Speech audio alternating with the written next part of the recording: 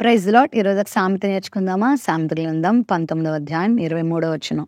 యెహోవా యందు భయభక్తులు కలిగి ఉండుట జీవ సాధనము, అది కలిగిన వాడు తృప్తుడై అపాయము లేకుండా బ్రతుకును.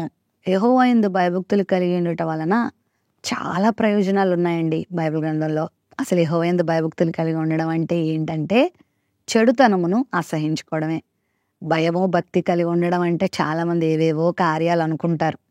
ఏవో కానుకలు ఇవ్వడము, ఏవో అర్పణలు అర్పించడము, ఈ చివరి నుంచి ఆ చివరికి తిరగడము, అందరికీ కనబడేలాంటి భక్తి కార్యాలు చేయడం అనుకుంటారు.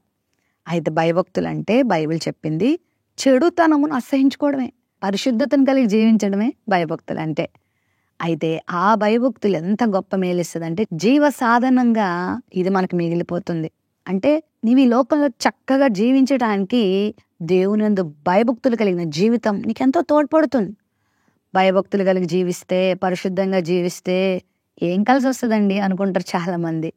మరి మాకు తెలిసిన చాలామంది పాపంలో మునిగిన వారు ఒకప్పుడు క్రీస్తులోనికి వచ్చి ఆ పాపాన్ని విడిచిపెట్టిన తర్వాత పాపములో ఉండి వారు సంపాదించిన దానికన్నా ప్రభులోకి వచ్చి నీతిని కలిగి వారు సంపాదించుకోవడం మాత్రమే కాకుండా 10 మందికి పెట్టే అంత స్థాయికి చాలామంది వచ్చారు. నీతితో కూడింది కొంచెమే శ్రేష్టం. భక్తిహీనతతో నువ్వు ఎంత సంపాదించినా ఒక ఎండుగడ్డితో పోల్చబడింది. అది ఎంత ఎండుగడ్డిని సంపాదించినా, అది ఎంత పెద్ద దుబ్బుగడ్డి పెద్ద పెద్ద కుప్పలుగా వేసినా అదంత విలువైంది కాదు. ఏదైనా చిన్న నిప్పు పడేసరికి మొత్తం కాలిపోతుంది కదా. అయితే నీతితో కూడింది కొంచెమే శ్రేష్టం. అదొక బంగారంతో సమానం. బంగారం ఒక ఎంత మొక్క ఉన్నది విలువైందే కదా.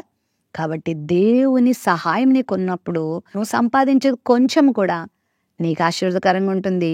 నీ చుట్టూ ఉన్నవారికి, నీ కుటుంబానికి, నీతో ఉన్నవారికి అది దీవెనకరంగా ఉంటుంది. నువ్వు అపాయం నుండి తప్పించబడి, కీడు నుండి తప్పించబడి తృప్తిగా లోకంలో జీవించే కృప దేవుడు నీకు ఇస్తాడు.